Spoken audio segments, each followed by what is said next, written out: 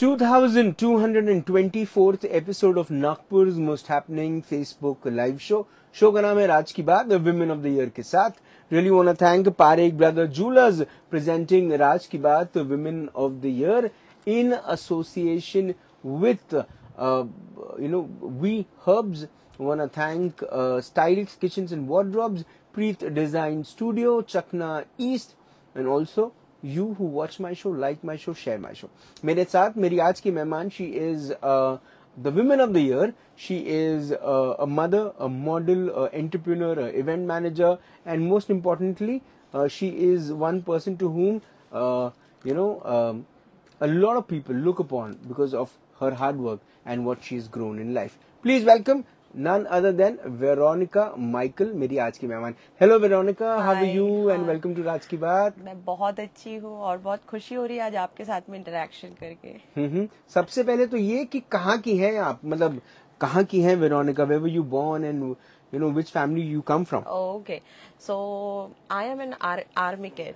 So जैसे कि मेरे फादर का जैसे हर 3 साल में ट्रांसफर होता था, तो मैं काफी जगह पे मेरा स्टडी हुआ और आप लोगों के साथ शेयर करते हुए मुझे बहुत खुशी होगी कि मेरे फादर प्रियंका चोपड़ा के स्पोर्ट टीचर रह चुके हैं. अरे वाह. और साथ ही साथ उसी की जो छवि है प्रियंका चोपड़ा जैसे अपने स्कूल लाइफ में होती थी, मेरे फादर की भी ये विश थी कि मैं उसी के समान बोल्ड बनूं. हाँ, उतना तो नहीं, पर मैंने कुछ कमाया है, कुछ किया है. और मेरी जो पैदाइश है वो एमपी की है, छिंदवाड़ा से, जो एक जिला है. और साथ जैसे कि मैं डिस्कस कर रही हूँ आप लोगों के साथ में कि आर्मी किड होने के साथ साथ मुझे मेरे फादर के साथ में पूरा सपोर्ट जो था वो मिला. मम्मा तो बस घर संभालने में लगी रही, लेकिन आज जो मैं हूँ वो मेरे पापा के बदौलत हूँ. तो जब छोटी थी तब कभी एस्पिरेशन नहीं था कि you should also join the army और you should also get into profession of your father?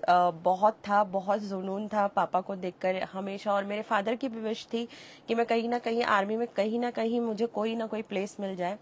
But होता है कि बहुत सारे कुछ मेडिकल टेस्ट पास करने होते हैं, काफी ऐसी टेस्टिंग होती है, तो मैं थोड़ा हाइट में थोड़ा मार खा गई, तो वो चीज नहीं हो पाई. लेकिन वो जो बोलते हैं कि जो डाला जाता है, जो परफेक्ट आर्मी बनने के लिए जो चीजें डाली जाती है वो मुझ में डाली गई है.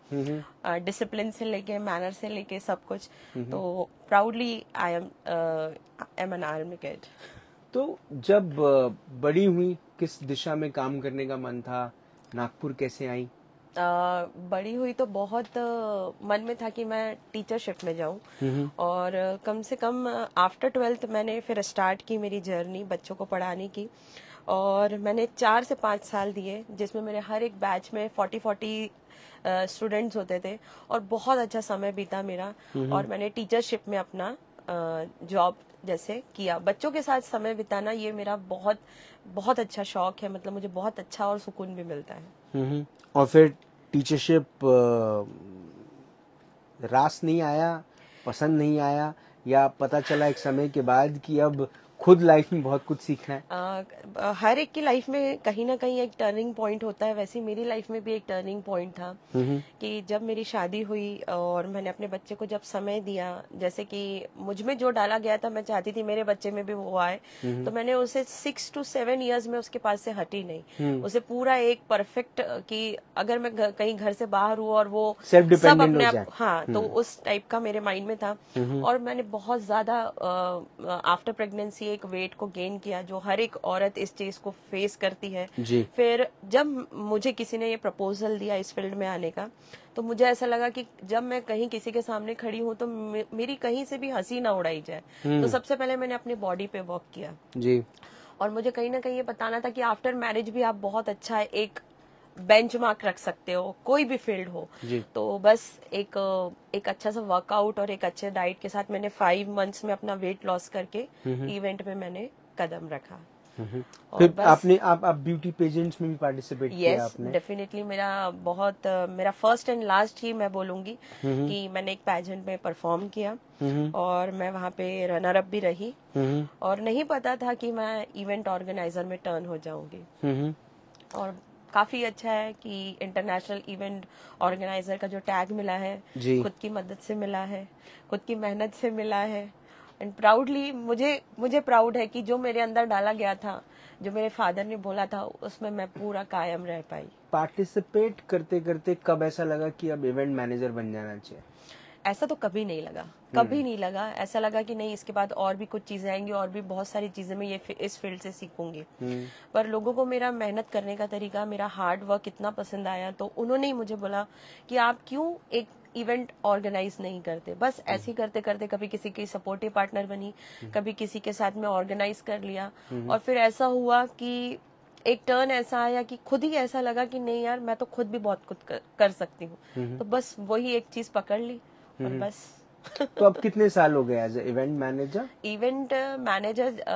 इवेंट ऑर्गेनाइजर एज मुझे 3 इयर्स हो गए, और इस फील्ड में काम करते करते मुझे 6 इयर्स हो गए। तो इवेंट ऑर्गेनाइजर के अंतर्गत आप किस किस्म के इवेंट ऑर्गेनाइज करते हैं? मैंने हर एक टाइप का इवेंट, लाइक सोशल हो जाए, बच्चों के लिए हो जाए, ब्यूटी पैजेंट हो जाए, और कुछ ऑर्फनेज में जाके अगर कोई एक्टिविटी हो रही है, तो इस टाइप के सभी इवेंट्स, मतलब एक ही event, kind of one of event हम लोगों ने कभी सोचा नहीं। V3 VJS ने, हम सभी ने हर एक तरीके का इवेंट किया है। आपने अपनी कंपनी का नाम बताया अभी, क्या नाम है कंपनी का? V3 VJS।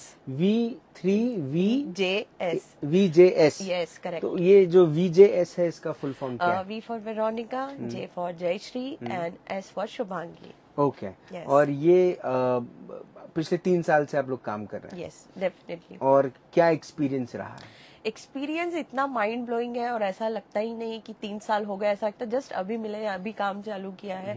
और जब भी मिलते तो एक नई एनर्जी के साथ, एक फ्रेंडशिप के पार्ट को अगर अलग रखा जाए तो एक इवेंट ऑर्गेनाइजर जो हम 3 अपने आप को बोलते हैं, तो वो भी क्वालिटी हम मेंटेन कर रहे हैं, और फ्रेंडशिप की भी क्वालिटी हम मेंटेन कर रहे हैं, और बहुत बहुत मजा आ रहा है। और बस ऐसी ही हम लोगों की एक लय जो है वो बनी रहे, और हम ऐसे ही इवेंट्स करते रहे। कुछ लोग ये कहते हैं, अब बताइए कितना सही कितना गलत, कहते हैं कि 3 औरतें जहाँ मिलती हैं वहाँ पे बातें ज्यादा होती हैं, गॉसिप ज्यादा होती है, मस्ती ज्यादा होती है, काम कम होता है। देखिए, ये जो आप बात बोले उससे मैं थोड़ा मेरे पॉइंट ऑफ व्यू से डिसएग्री करना चाहूंगी। जहाँ काम को लेके अगर तीनों में एक ही सोच है कि हम लोगों की, सबसे पहले राज मैं आपको बात बताना चाहूंगी कि 99% हम लोगों में क्वालिटी सेम है। काम को, जो काम के लिए जो हमारी लय है वो इतनी है कि कहीं किसी गॉसिप के लिए टाइम ही नहीं मिलता। अपने इवेंट से बैक टू बैक रहते हैं, तो बस उसी में हम लोगों का समय रहता है। हाँ, मस्ती जरूर होगी, वो भी इवेंट के बाद होगी जो हम करते हैं। क्वालिटी टाइम भी हम तीनों एक साथ ये करते हैं, डिनर पे जाते, सब करते हैं, लेकिन काम को सबसे पहले प्रायोरिटी देते हैं। इसलिए गॉसिप के लिए बिल्कुल समय नहीं है, V3 VJS के पास तो नहीं है। आपके काम में और ये परिवार को टाइम देना, फिर अपनी फिटनेस पे ध्यान देना, ये सबको बैलेंस आउट कैसे करती है वेरोनिका? जैसे कि हमेशा मैं जीजस को थैंक यू बोलती हूँ कि आज के सुंदर दिन के लिए धन्यवाद। जब भी सुबह उठती हूँ तो 24 आवर्स आपको दिए है ईश्वर ने, तो आप उसमें से हर एक चीज मैनेज करना ये आप पर होता है। तो बस ऐसे ही है कि हर एक चीजों को बखूबी मैनेज करना ये मेरे फादर मदर दोनों ने सिखाया है, जिसको मैं आज पकड़ के हूँ, और मेरे बच्चे को भी मैंने यही सिखाया है। यस, तो मैं टाइम निकाल ही लेती हूँ अपने लिए भी और सभी चीजों के लिए। तो मी टाइम क्या होता है वेरोनिका का? मी टाइम, अगर मुझे किसी ओशन, समुद्र के पास अगर मैं बैठ जाऊं तो बस मुझे लगता है, और एक कब्रिस्तान, मुझे ये 2 चीज इतनी मुझे सुकून देती है कि जिसके लिए मेरे पास कोई वर्ड नहीं है एक्सप्रेस करने के लिए। कब्रिस्तान दिन में कि रात में? जब भी आप बोले, क्योंकि जीजस मेरे साथ है तो मुझे किसी चीज से डरने की कोई जरूरत नहीं है। ठीक है, आप दिन में जाएं तो मुझे याद करें, अगर रात में जाएं तो मुझे बिल्कुल एक मैसेज ना भेजें, मुझे बड़ा डर लगता है। ओके। अच्छा, अब आगे क्या बकेट लिस्ट में क्या क्या है? बकेट लिस्ट तो कभी मेरी खत्म नहीं होगी, ऐड ही होते जाता है। जहाँ जहाँ कोई डेस्टिनेशन देख लिया तो ऐसा लगता है कि नहीं, अब ये डेस्टिनेशन करना है। बस यही दुआ है कि जितना ईश्वर दे रहा है उसी में हम लोगों को बस एक सेटिस्फैक्शन बना रहे। इवेंट्स हम करते रहे, लोगों का जो विश्वास हम पे बना हुआ है वो कायम रहे, और काम जो है वो बस चलता रहे, और हमारी वजह से दूसरों को भी काम मिलता रहे। फैमिली आपके काम को किस तरह से देखती है? फैमिली के बिना कोई भी, मुझे लगता है कोई भी लेडी स्टैंड नहीं होती। मुझे मेरी फैमिली का फुल सपोर्ट है, मम्मी डैडी से लेके husband, touchwood, he is, I am super blessed to have him in my life, कि हर एक जगह पे उन्होंने मुझे सपोर्ट किया और आज भी कर रहे हैं। और प्राउड कि मैं एक बहुत अच्छी वाइफ हूँ, बहुत अच्छी बेटी हूँ, बहुत अच्छी माँ हूँ। आप से मेरा आखिरी सवाल Yes. कि अगर जिंदगी की सुनहरी किताब लिखी जाती, उस किताब के सुनहरे पन्ने पर ये नाम लिखा जाता वेरोनिका माइकल, उसके नीचे ऐसा क्या लिखा रहना चाहिए जिससे पढ़ने के बाद लोग आपको हमेशा याद करें? मैं हमेशा से एक चीज पे हमेशा बिलीव करती हूँ, जो जियो और जीने दो। ये मेरी सबसे पहली लाइन रहती और आखिरी भी रहती, क्योंकि इसी से कभी कोई आप जैसे देख रहे हैं आजकल की दिनों में कि हर एक को बस कहीं गिराना है, और वो क्यों जा रही है या वो क्यों जा रहा है, मुझे उससे आगे जाना है। तो बस इतना ही कहूंगी कि खुद भी जियो और दूसरों को भी जीने दो। अगर वेरोनिका माइकल के नीचे अगर कोई लाइन आएगी तो यही आएगी। I think this is a great thought and Thank you. मुझे ऐसा लगना चाहिए कि मुझे ऐसा लगता है कि आपकी जैसी जो महिलाएं होती हैं वो जब इस किस्म की राह पे चलती हैं जहाँ पर उनके परिवार का उनको पूरा सपोर्ट होता है और with 100% clear mind, with a thought process of taking other women also to another level, I think ईश्वर का साथ, इस एनवायरनमेंट का साथ आपको मिलना बहुत थॉटफुल नहीं है बट अग्रीड है कि वो आपका साथ दे। आप ऐसा ही अच्छा काम करती रहें, ऐसा ही अच्छा नाम कमाती रहें। Wishing you all the very best and wishes to the J and the S also. Okay. Jayashree and Shubhangi and I wish आपका अगला इवेंट जो भी रहे वो सक्सेसफुल रहे, लोग उसे देखें और पसंद करें। Thank you for being my guest on my show. Thank you so much. Veronica Michael से बात हुई, मुलाकात हुई in this exclusive episode of Raaz ki Baat. एक बड़ी अच्छी बात जो वेरोनिका माइकल ने कही, एक तो ये कि वाकई में जब आप इमेजिन करें कि आप एक समंदर किनारे बैठे हैं तो किस किस्म की चीज़ें आपके जहन में चलेंगी, वो डीप या थॉटफुल रहेंगी। अगर आप किसी कब्रिस्तान में बैठे हैं तो दिन में बैठे हैं अलग, रात में बैठे मेरे ऐसे लोग अगर रात में बैठे हैं तो बहुत अलग ख्याल आते हैं, लेकिन दिन में अगर आप बैठे हैं तो वाकई में अगेन आप लाइफ की वो चीज़ें समझने की कोशिश करते हैं जो बहुत इम्पोर्टेंट है। किसी ने बड़ा खूब लिखा है कि दुनिया में लेके आए हैं क्या, दुनिया से लेके जाएंगे क्या। ये बड़ा सवाल नहीं है, सवाल ये है कि जब जाएंगे तो तुमको याद आएंगे क्या। करें कुछ ऐसा काम कि हमारे जाने के बाद भी दुनिया ले हमारा नाम।